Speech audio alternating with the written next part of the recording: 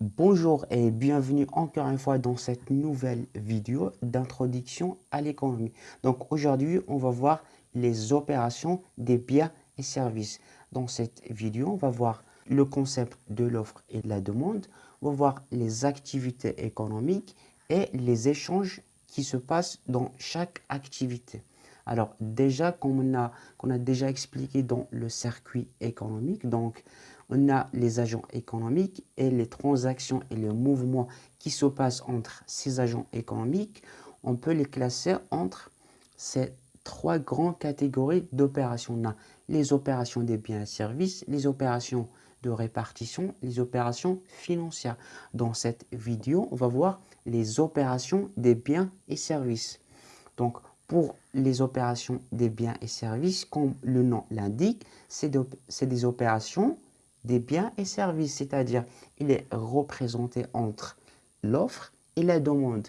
L'offre, c'est la production, c'est-à-dire les produits que l'entreprise produit, et la demande, c'est-à-dire les consommateurs, c'est-à-dire les ménages qui veulent acheter et consommer les produits que les entreprises produisent. Donc, les opérations de biens et services, elles désignent l'intersection entre la production des biens et services et les ménages qui souhaitent acheter, consommer ces biens.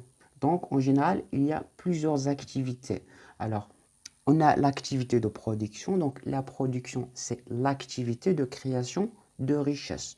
Donc, quand vous entendez la production, c'est l'activité de créer une richesse, tout simplement. Donc, en général, on a deux types de production. On a la production marchande, c'est-à-dire quand les entreprises produisent des biens, c'est pour les vendre. Par exemple, une entreprise qui produit des ordinateurs. Donc, il fabrique des ordinateurs pour les vendre, pour un prix. Par contre, la production non marchande, c'est des produits destinés à ne pas être vendus, mais c'est des produits gratuitement. Par exemple, l'État, généralement, l'État, ce qu'il fait, il fournit des produits et des services gratuitement. Par exemple, l'hôpital public, c'est un service fourni par l'État, mais qui est gratuit. Donc, c'est de la production non marchande.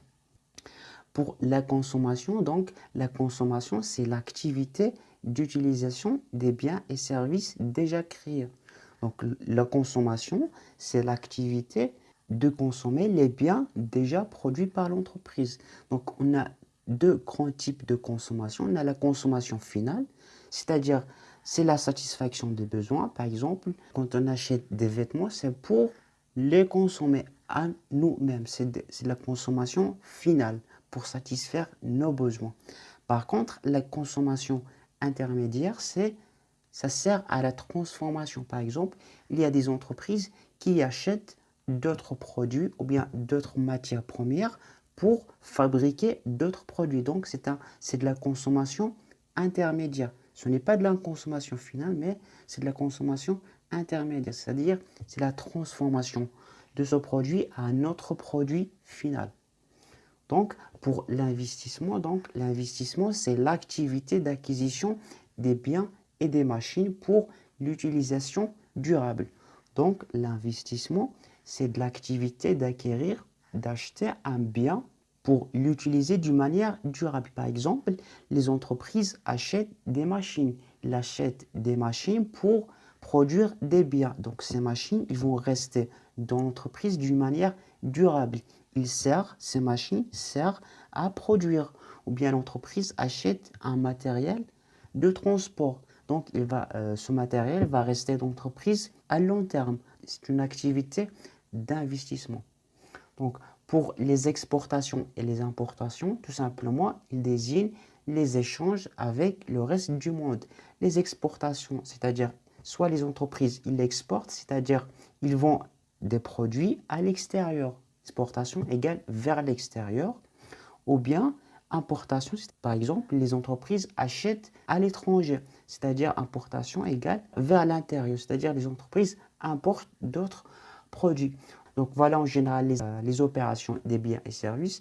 Donc par la suite, on va voir les opérations de répartition. On va les voir dans la vidéo prochaine.